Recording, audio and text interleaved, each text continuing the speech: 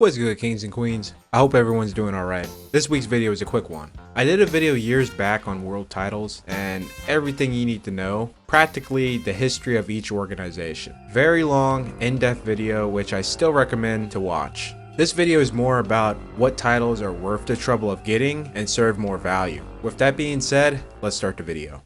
National and regional titles are the most important credential for a boxer. It is a foundation to higher opportunities. However, in American boxing culture, these very important titles have been devalued and less prioritized over to just skipping over to becoming world champion. Every nation, these titles are heavily valued and the fighters are celebrated just as much as if they were world champions, with some of these national or regional title matches looking like world title prize fight matches by gate comparison.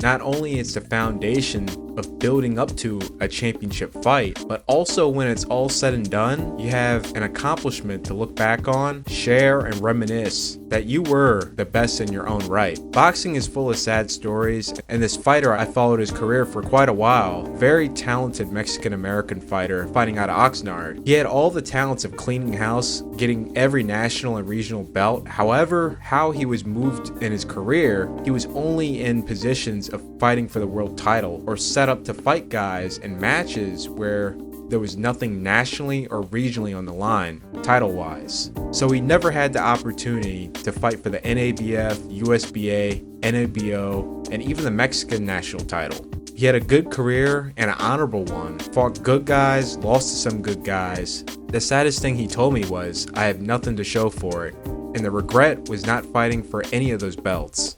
I get that every fighter coming up wants to be champ and be great, but it's up to you to find out what's great in your own eyes, following your own path when it's all said and done, and not the path of others. See this man here? His name is Devin Hester. He's a punt returner. Devin, like many other punt returners before him, would have success on special teams and be moved, or you can say promoted, to receiver or a defensive position. Now, few of these guys will be successful or even then last for more than 3 to 5 years in the league. Devin, who had tried those positions, had recognized that on that stage, he won't have the longevity to be great, following the path of others from that position. Devin followed his own path, stayed in that position as returner, and became the greatest to ever do it, and the first of his position to be inducted into the Hall of Fame, because what he did was undisputably great. If he branched off into receiver or in a defensive position, he would have not had that longevity in the league because he was average at best and easily replaceable when that team is in a better structural situation and they can find their guy to fill in to replace you. Now, is there any boxing examples of this? Yes, there is. This is Rick Yoshimura.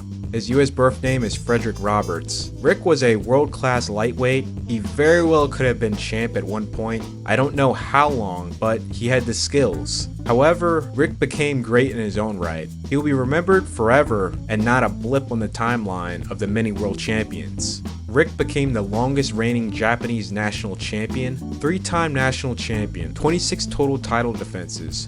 From 1995 to November 2000, Rick made 22 consecutive title defenses before formally vacating the title after his last defense. This is a record that will never be beaten. Due to what Rick achieved and his world rank, he finally earned a shot to face rival and 2-time champion Takanori Hatakeyama for the WBA lightweight title. He would just narrowly come short of becoming champion as the fight was ruled a split decision draw. Rick was penalized in the 9th round for holding. If not for the penalty, Rick will be world champion, as one judge had it 114-114. If I were to rate it, 9.8 out of 10 in value. Now with all that said, alright, let's get to the world titles. Starting with the WBC. If you're in a weight class that is oversaturated in mainstream popularity and a political mess, if you're from a nation that doesn't have a profitable stateside fan base, and lastly, you are a B-side. This is not the organization to dedicate a piece of your life to move up the ranks in. If you have all these ducks lined up, then this is your organization. But it's up to the fighter and team to put pride and ego aside to recognize, hey, I may be waiting ages for a title shot when I'm the mandatory. Rules that are loosely or sometimes never enforced on champs may be enforced strictly on me. Sersikitsor Rungvisai is one of the best examples, unfortunately. I haven't seen a fighter get screwed over that bad since Sergio Martinez. And Superfly wasn't barren as middleweight. You had a Five Kings era that was sabotaged and ruined of a proper closing act. Rungvisai, Ioka, Gonzalez, Estrada, and Quadras. This double standard treatment can also happen when you're a long reigning champ and a not so glamorous weight class. Then a star moves in and some more talent. The minute that happens, you're gonna get that B-side treatment. The rating I give is a 6.1. The WBA has its fair share of faults like the WBC, prioritizing over the A side and where the money is at. However, they are better at enforcing mandatory opponents, so you do have a better shot at fighting for the WBA title as the B side. Of recent, not so good due to what happened to Ishmael Vorosos. Fans were screaming for an immediate rematch. WBA pretty much waits this one out to where everyone forgets, which is a sad thing in this sport. You have a scandal or controversy that happens, there's an outrage for like a couple weeks, if you're lucky a month, and then the next month everyone just forgets it ever happened. They just move on to the next thing. Oh no! Anyway, last week... And then these organizations will just continue to keep on doing the same old thing. The WBA makes Barrosos fight a young contender, which he was still the underdog in. He wins that, no shot at the title. He is currently fighting an undefeated prospect, Andy Hiroka, on the Inoue vs Doheny undercard. And this is not even for the interim title. It's a title elimination. They just don't want to give this man a title shot. As much as I want Andy to shine, Ishmael is entitled to a shot at the WBA title. And it sucks what they did to this man, who is literally at the end of his career at the age of 41. If you just so happen to be in line, you may have some luck of being slapped with a vacant WBA regular title grab, and that champ will be promoted to super status. The WBA regular title, when there's a super champion, it is reduced to a glorified interim title, where the super champion is not obligated to fight the regular champ. When the regular champ, to clarify, when there's a super champ, you cannot unify for other titles. You are only limited to fighting mandatory opponents and maybe unifying against a super champion, which there are very few examples of that ever taking place. Golovkin versus Jacobs and Pacquiao versus Thurman. The only pro is collecting title fight pay and falsely advertising it's a championship fight for a legitimate title. For example, Josh Taylor was a real WBA champion. However, in the promotion for the Barrios vs Davis fight, it was promoted in a fashion that it was for a legitimate title, and Josh Taylor did not exist. To further confuse the casual fans, super lightweight was used over the more commonly used junior welterweight. Then you got the WBA Gold, Intercontinental, and Continental. I understand the point of Intercontinental and Continental. Those make sense, but Gold? No. It just brings in more confusion and just an extra belt to collect more sanction fees. BoxRec recently put out they no longer recognize the WBA, pretty much removing the hyperlink from their site. So it makes it really hard now doing research for fighters who've won this title and tallying up the defenses or checking if they were super or regular champion. Due to the recent mess, I'm gonna have to give it a 5.8.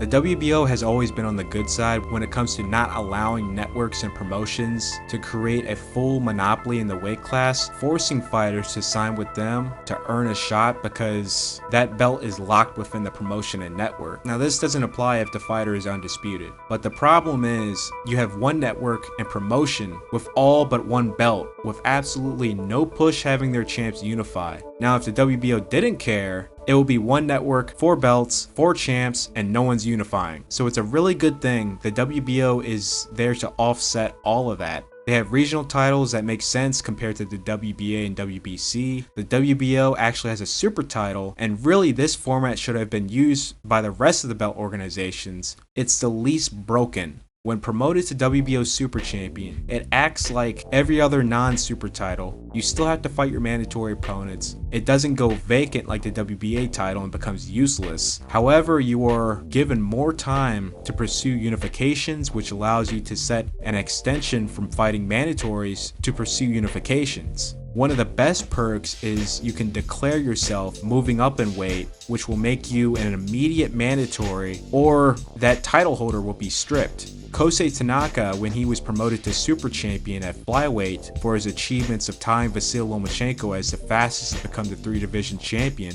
he used his Super Champion status to force a fight with WBO Super Flyweight champion Kazuto Ioka, so Tanaka would directly be in line to possibly make history as the fastest 4-division champion. In terms of value, I give the WBO an 8.5. The IBF is the title of the working class, the B-side, the Road Warriors. In terms of class, the WBC and WBA is a white-collar corporate class. The IBF, blue-collar, tradesman, street-smart class. You had some of the most wild-card-esque fighters emerge through the IBF, and thanks to their very strict rules, they were equally given the opportunity to fight for the title, one which got them in the mix and went on to do great things. Bernard Hopkins, Winky Wright, and Teofimo Lopez is some great examples. Tevin Farmer is another good example. A guy who couldn't get a fair shake, moving up the ranks because of his unattractive record despite being on a long win streak. Moved up to the IBF, became champ, and literally took full advantage of title pay, becoming one of the most active title holders in the sport in less than a year, making 4 title defenses. It's not easy being an IBF champion. Fighting mandatories is strictly enforced. There's no double standard or special treatment from the IBF. They do not care who you are and how much money your fights generate. Numerous fighters of all classes getting stripped for not fighting their mandatories. When the ring title first started, it was controversial, only because they either did this purposely as it favored Americans, or it was just negligence on their end, because this created a major problem between the lineal champions and the now ring champions. Lineal champions are created from undisputed unifications or unifications between who the majority believe who is the clear number 1 and number 2 fighters in that weight class. Then it passes on through lineage, beat the guy who beat the guy who beat the guy till it goes vacant. The ring goes by who they believe is number 1 and number 2 in the weight class, and it also can be passed on by lineage till it goes vacant.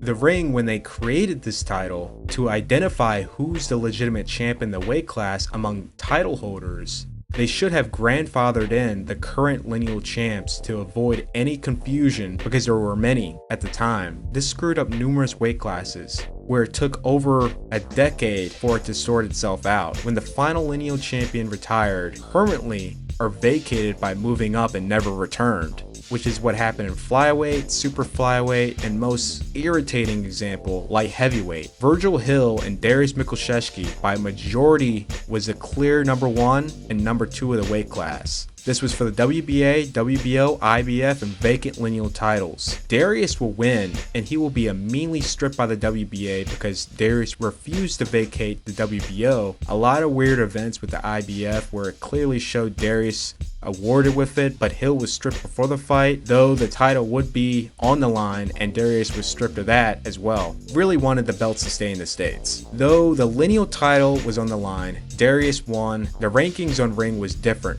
with Roy at number 1 and Darius at number 2. Even with Roy's loss to Montel Griffin, did not once affect his rank, as in April 97, months before the rematch, Roy was at number 2 in the rankings at light heavyweight and still ranked number 1 at super middleweight. Despite Darius beating the clear number 1, he remained at number 2. Roy will become the ring champion, which that is a head scratcher. After that, Darius should be moved up to number 1 in the rankings, which he was briefly, till somehow randomly Antonio Tarver was bumped up from number 5 and Darius bumped down to number 2. The heavyweight lineal title is still passed on to this day. Vladimir Klitschko won the vacant lineal title against Ruslan Chagaev. Then Tyson Fury beat Klitschko. Despite Fury's retirement, the title never went vacant, and he will retain it till his defeat against Alexander Usyk earlier this year. Light heavyweight will come to an end in 2009 when Zsolt Erdei moved up to cruiserweight. However, with Adonis Stevenson being stripped of the ring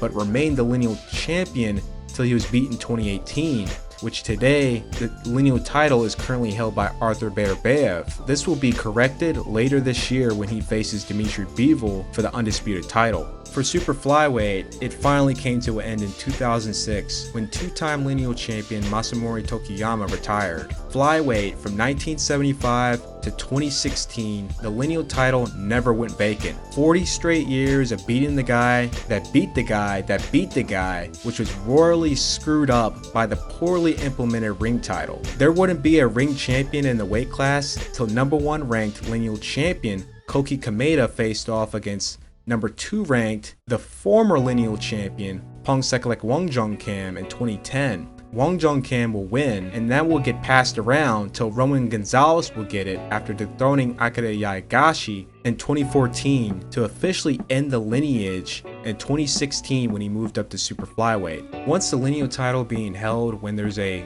ring champion also present finally came to an end, the ring title will become valuable among the rest of the belts. You don't have to pay sanction fees, you are recognized as the legitimate champ of the weight class above the rest of the title holders, so your fights can be promoted as title fights and receive title pay. You don't have mandatories, however you must fight opponents of quality and be active, as you can be stripped for not following such a code. It's rare to be stripped for not fighting quality opponents. Adonis Stevenson is the only ring champion of recent history I know of to be stripped on those grounds. Now, I don't think you can have sanctioned fights without a belt organization stepping forward. The IBO would probably be the best option since the IBA and IBC I'm sure doesn't exist. Those organizations had the power to sanction 12-round championship fights. The IBO over the rest of the organizations has the lowest sanctioning fees. The more titles that are on the line, the higher the purse, the more money and fees you'll be paying. Some organizations go overboard with the fees. In some fights, like Canelo versus Cotto was charged $300,000 of his purse by the WBC in sanctioning fees, which he refused to pay. After a brief history and details, and in terms of value, I give it a 9.1. In conclusion, in terms of higher percentage of having a fair shake, becoming world champion, and the benefits of doing your duties as champion, coming from a less privileged political and national background, the most valuable title to have is a WBO, IBF, and if it gets to the point you do unify, the ring title. What title you think is the most valuable? On top of that, this is a brief guide on world titles. For more videos like these, be sure to like, share, and if you're new, subscribe to the Patreon for Patreon-backed projects and early access. This project being on the tale of Floyd Mayweather versus Ricky Hatton. I'm Elvis Hancho, and I'm out.